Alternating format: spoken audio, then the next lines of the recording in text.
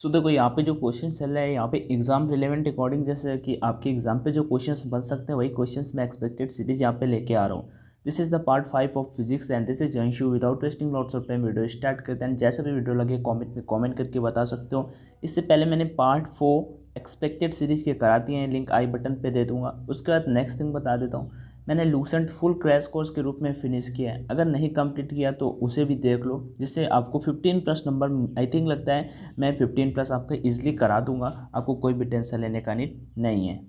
But हाँ, पढ़ना तो आपको पड़ेगा ही भाई, नहीं तो फिर दिक्कत हो जाएगा। ठीक है, इंग्लिश के प्रैक्टिस सेट वगैरह भी अभी आ रहे हैं चैनल पे। और दूसरी बात, अभी यहाँ पे फिजिक्स सेक्शन को करने वाले हैं। 20 क्वेश्चन से आपका कितना स्कोर रहता है आप डेफिनेटली कमेंट में कमेंट करके बताना। एंड आपके जो भी डाउट्स बनते हो आप मुझसे जरूर आस्क कर सकते हो। मेरा पीडीएफ के लिए आप Telegram channel online education download कर सकते हो, लिंक डिस्क्रिप्शन बॉक्स में दे दूंगा।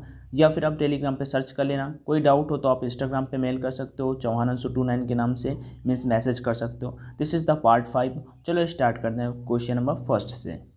पूछ रहा है which of the following is the smallest unit, निम्न में से कौन सबसे छोटी इकाई है। तो बता सकते हो क्या इनमें से कौन सबसे छोटी इकाई है, मिलीमीटर, एंगस्ट्रॉम, फर्मीमीटर या मीटर। सो सबसे छोटी इकाई होती है आपकी फर्मी। क्या होती है? फर्मी। सो एक फर्मी बराबर कितना होता है? 10⁻⁻15 मीटर। कितना होता है एक फर्मी बराबर? 10⁻⁻15 मीटर।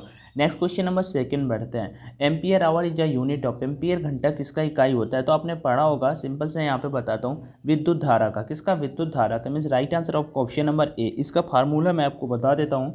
इसका जो फार्मूला होता है वो होता है charge equal to current into time. ठीक है, करंट इनटू टाइम। तो ये इस बेसिस पे आपको निकाल के लाओगे तो विद्युत धारा का यूनिट होता है, क्या होता है? एम्पियर घंटा। एम्पियर मतलब कि विद्युत, charge means charge equal to, formula मैंने क्या लिखा? चार्ज इक्वल टू होता है करंट, करंट मतलब एम्पियर इनटू टाइम मतलब आवर। सो इस बेसिस पे हम निकाल सकते हैं। तो राइट आंसर आपका ऑप्शन नंबर ए राइट हो जाएगा। आगे बढ़ते हैं क्वेश्चन नंबर थर्ड की ओर। और देखो क्वेश्चन मैंने मॉडरेट लेवल के लिए, ना ईजी है ज़्यादा ना हार्ड है, मीन्स मॉडरेट लेवल के हैं। सो आप अटेम्प्ट करना। यहाँ पे ये वाला तो ईजी ही लेवल पे आएगा, बट आगे हार्ड भी आपको देखने को मिल जाएंगे।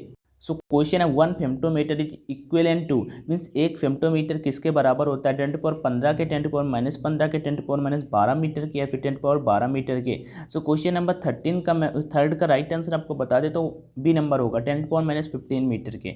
ये एसआई यूनिट किसका होता है? फेम्टोमीटर लेंथ का होता है। किसका होता है? लेंथ का होता है। एक बात और बताता हूँ, एक फेम्टोमीटर जो एक फेटोमीटर बराबर होता है, एक फेटोमीटर बराबर कितना होता है? वो होता है 0.0001, ठीक है, पिकोमीटर। एक फेटोमीटर बराबर होता है 0.001 पिकोमीटर। जबकि मैं आपको बता दूं कि एक पिकोमीटर बराबर कितना होता है, आपको पता है कि एक पिकोमीटर बराबर कितना? एक पिकोमीटर बराबर होता है 10⁻−12 मीटर, 10⁻−12 मीटर। तो बस इसी में जाके अपने को रख देना है। तो एक फेक्टोमीटर बराबर 10⁻³ इंटू 10⁻12। देन ये अपने जो क्रॉस में मल्टीप्लाई में घातें जुड़ जाती हैं, ठीक है, तो दोनों के दोनों ऐड हो जाएंगे तो कितना हो जाएगा? 10⁻15। So right answer of option number क्या होगा? ऑप्शन नंबर बी होगा। देन नेक्स्ट बढ़ते हैं। नेक्स्ट क्वेश्चन है the dimensional formula of angular velocities, means angular velocity का आपका डायमेंशनल फार्मूला बताना है। अगर आपको एंगुलर वेलोसिटी का फार्मूला पता है तो आप इजीली निकाल पाओगे। एंगुलर वेलोसिटी का जो फार्मूला होता था वो होता था डेल्टा थीटा अपान टी, मतलब थीटा अपान टी। थीटा का कोई डायमेंशन नहीं होता, वो हो जाएगा आपका m0 L0 और T0 अपान टी मतलब टी आ जाएगा। तो ऊपर वाला तो सब मान लो जीरो ही हो गया, टी ऊपर जाएगा तो T⁻⁻1। तो किसी में देखो जाके तो option number I think 1, option number देखो m0 L0 T-1। बाकी तो और सभी के सभी यहाँ पे क्या होने वाले हैं? रॉन्ग होने वाले हैं। सो राइट आंसर आपका ऑप्शन नंबर 1। इसी टाइप का आपका डायमेंशन आएगा, वर्क एंड पावर का नहीं पूछा जाएगा, वो ईजी हो जाते हैं। अगला क्वेश्चन है यहाँ पे, a man goes 10 meter towards north then 20 meter towards east then displacement is, displacement पूछा है यहाँ पे, मीन्स विस्थापन पूछ दिया। बिल्कुल सिंपल सा है, आपने पढ़ा होगा। आप देखो यहाँ पे एक ईस्ट जा रहा है एक वेस्ट जा रहा है, देन दोनों को ऐड कर देंगे, चाहे इधर जाए वही जाए। विस्थापन तो आपने पढ़ा है ना, वस्तु की प्रारंभिक अवस्था और अंतिम अवस्था के बीच की दूरी को ही तो विस्थापन कहते हैं। तो वही निकाल लें तो ये आ जाएगा 20i + 10j। अब इसका बस आपको मॉड निकाल लेना है। तो मॉड चलो निकालते हैं। 20 का स्क्वायर कितना हो जाएगा? 400 एंड 10 का स्क्वायर कितना हो जाएगा? 100। अब इसका टोटल आ जाएगा 500। 500 मीन्स एक्सपेक्टेड क्या आएगा? एक्सपेक्टेड आएगा 22.5 मीटर, 22.5 मीटर। ठीक है, आप चाहो तो निकाल सकते हो, क्योंकि 22 का जो स्क्वायर होता है वो होता है 484। 22 का स्क्वायर जो होता है 484। 30 तो 900 होता है, 25.5 ये पहुंच जाएगा 625 के ऊपर। 625 होता है, वही एक्सपेक्टेड आपका right answer option number a होगा। देन क्वेश्चन नंबर 6 की ओर बढ़ते हैं। क्वेश्चन नंबर 6 क्या है? A body of a mass m moves in a circular path with uniform angular velocity the motion of the body has constant. द्रव्यमान m का एक शरीर समान गुणी वेग के एक साथ गोलाकार पथ में चलता है। शरीर की गति स्थिति में निम्न से क्या स्थिर रहता है, कांस्टेंट रहता है। क्वेश्चन नंबर 6, इसमें एक फार्मूला बहुत पूछा जाता है, इसी चैप्टर से आता है, v equal to R omega. ठीक है, रिलेशन पूछ दिया जाता है, सर्कुलर मोशन का ये फार्मूला होता है, तो v equal to R omega, इसे नोट डाउन जरूर कर लेना और ये पूछा जाता है। सो क्वेश्चन 6 का राइट आंसर जो होगा आपका ऑप्शन नंबर डी होगा, काइनेटिक एनर्जी होता है। मीन्स द्रव्यमान m का एक शरीर समान कोणीय वेग के साथ एक गोलाकार पथ में चलता है। शरीर की स्थिति में निम्न से क्या कांस्टेंट रहेगा, तो आपकी वो रहती है काइनेटिक एनर्जी। कौन सी energy, kinetic energy. Next question यहाँ पे दिया हुआ है कि 50 किलोग्राम m का मान ये कर 36 किलोमीटर पर घंटा, भाई मीटर पर घंटा में दिया हुआ है, इसे मीटर पर सेकंड में बनाना पड़ेगा। 750 मीटर की त्रिज्या वाले गोले का चक्कर लाते हैं। अब केंद्रीय बल होगा F बराबर mv²/r, अपने को बताना है। सेंट्रीपिटल फोर्स पूछ रहा है, कोई दिक्कत का सीन नहीं है, चलो पहले निकाल देते हैं। तो पहले 36 किलोमीटर पर आवर ये दिया हुआ है ना, तो इसे जाके मीटर पर सेकेंड में बना लेते हैं v का मान। तो 36 किलोमीटर पर आवर को हम 5/18 से करेंगे डिवाइड, तो 36 इंटू 5/18 मतलब 18 दूनी 36 मतलब 5 दूनी 10। तो यफ बराबर यम का मान कितना है 500, कोई दिक्कत नहीं ना। v² मतलब 10 का स्क्वायर कितना हो जाएगा 100 अपन f बराबर mv²/r, r कितना दिया है 50, तो 50, तो हमने एक जीरो से एक जीरो काट दिया और 50 से इसे काट दिया, तो 10 आ गया, 15 50 और ये आ जाएगा 1000 न्यूटन, क्योंकि फोर्स पूछ रहा है। ठीक है, तो 1000 newton right answer of option number c. आगे बढ़ते हैं क्वेश्चन नंबर 8 की ओर। A man projects a coin upward from the gate of a uniformly moving train, the path of a coin for the man will be. एक आदमी एक समान रूप से चलती ट्रेन के गेट से एक सिक्का ऊपर की ओर उछालता है। आदमी के लिए सिक्का का पथ होगा, कैसा पथ होगा। सो राइट आंसर आपका ऑप्शन नंबर होगा इसका क्वेश्चन नंबर 8 का सी नंबर। ठीक है, ऑप्शन नंबर सी, लंबवत सीधी रेखा पे। Horizontal velocity is same for coin, आपको पता होगा, and the observer. So relative horizontal क्या होगा, displacement will be 0। So right answer question 8 का ऑप्शन नंबर यहाँ पे हो जाएगा सी नंबर। आगे बढ़ते हैं क्वेश्चन नंबर 9 की ओर। Work done by a frictional force, एक घर्षण बल के द्वारा किया गया कार्य कैसा, तो वो देखो सिचुएशन पे डिपेंड करता है। किस पे डिपेंड करता है, सिचुएशन पे डिपेंड करता है। मीन्स जो घर्षण बल के द्वारा एक कार्य किया जाता है वो पॉजिटिव भी हो सकता है, निगेटिव भी हो सकता है, ये शून्य भी हो सकता है, या ऑल ऑफ देम हो सकता है। मीन्स राइट आंसर आपका कौन सा होगा, सभी के सभी इस क्वेश्चन का आंसर हो जाएंगे, मतलब कि डी ऑप्शन पे हमें एग्जाम पे क्लिक करना होता है। आगे बढ़ते हैं question number 10। Which of the following is a scalar quantity. Scalar quantity आपको पता होगा, स्केलर क्वांटिटी जो होती है आपकी वो केवल मैग्नीट्यूड रखती है, जबकि आपकी जो वेक्टर क्वांटिटी होती है वो मैग्नीट्यूड के साथ साथ डायरेक्शन भी रखती है। वेक्टर क्वांटिटी की कुछ आपको यूनिट्स बताता हूँ। ठीक है, जैसे डिस्प्लेसमेंट हो गया, फोर्स हो गया, टार्क्यू हो गया, एक्सेलरेशन हो गया, वेलोसिटी हो गया, ये सभी वो होती हैं। यहाँ पे पूछा है अदिश राशि कौन सी है, तो विस्थापन आपकी सदिश है, विद्युत धारा क्षेत्र भी सदिश है, एक्सेलरेशन भी सदिश है। आपका जो वर्क दिया हुआ है, क्या दिया हुआ है, वर्क, ये एक अदिश राशि है। ठीक है, ये कैसी राशि है, अदिश राशि है। So right answer question number 10 का option number C. Next question number 11।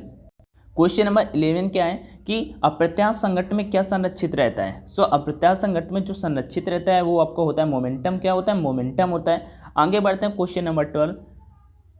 जब एक प्रणाली निकाय पर लगने वाला बल आघूर्ण टार्क शून्य होता है तो निम्नलिखित में से कौन कांस्टेंट रहता है, कौन कांस्टेंट रहता है, तो आपको पता होगा एल कांस्टेंट रहता है। लाइनर क्या बोलते हैं उसे, इसे बोलते हैं एंगुलर मोमेंटम। क्या बोलते हैं, एंगुलर मोमेंटम। कैसे आपको पता होगा, फार्मूला आपको पता होगा, टी बराबर delta L upon delta T होता है। यदि टी बराबर 0 हो जाएगा देन एल बराबर बी, आपका एल कांस्टेंट आपका आ जाएगा यहाँ पे। सो राइट आंसर आपका ऑप्शन नंबर यहाँ पे सी नंबर होने वाला था, सी होगा, कोणीय संवेग होता है। Question number 13। The periodic time of a communication satellite, संचार उपग्रह का आवधिक समय कितना होता है, वो आपका 24 आवर होता है। कितना होता है, 24 आवर होता है। देन नेक्स्ट क्वेश्चन की ओर बढ़ते हैं और आपने अपना स्कोर जरूर बताना। Question number 14। यहाँ पे इन अ रिवर्सिबल आइसोक्रोनिक चेंज प्रतिवर्ती आयतनिक परिवर्तन में delta W equal to 0, delta Q equal to 0, delta T equal to 0, delta U equal to 0। So what will be the right answer.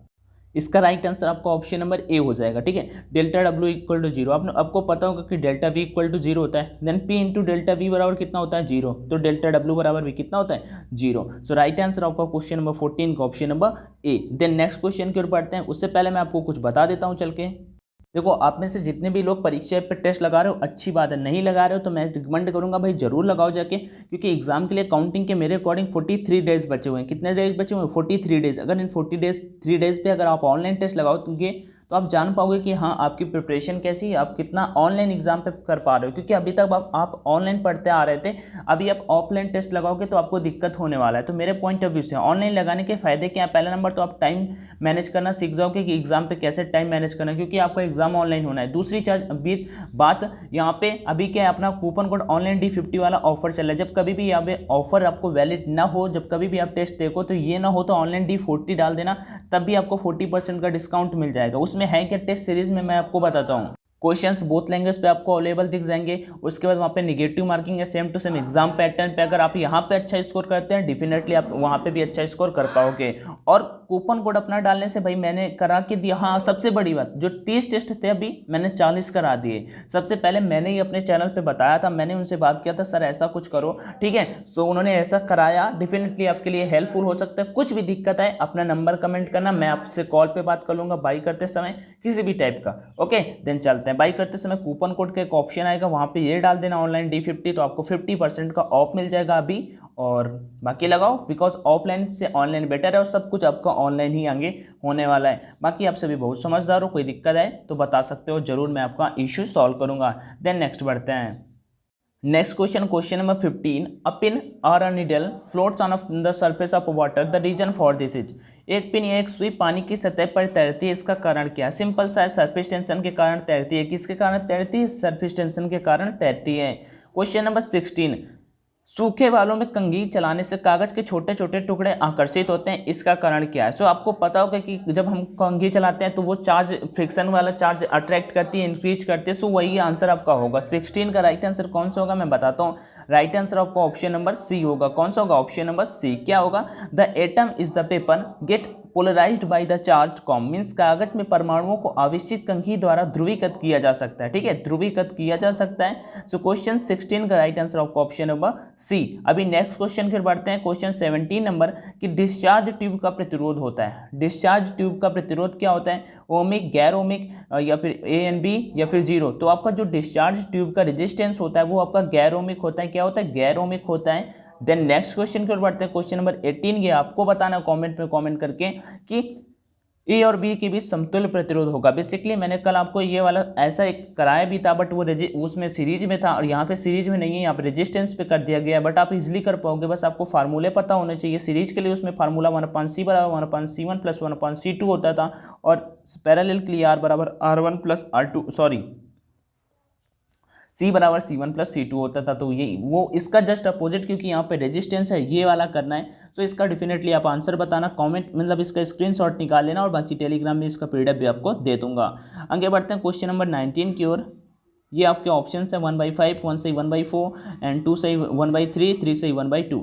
Next है weber per metre square is equal to, weber per metre square के बराबर होता है। तो देखो weber per metre square, आपने magnetic flux का नाम सुना होगा।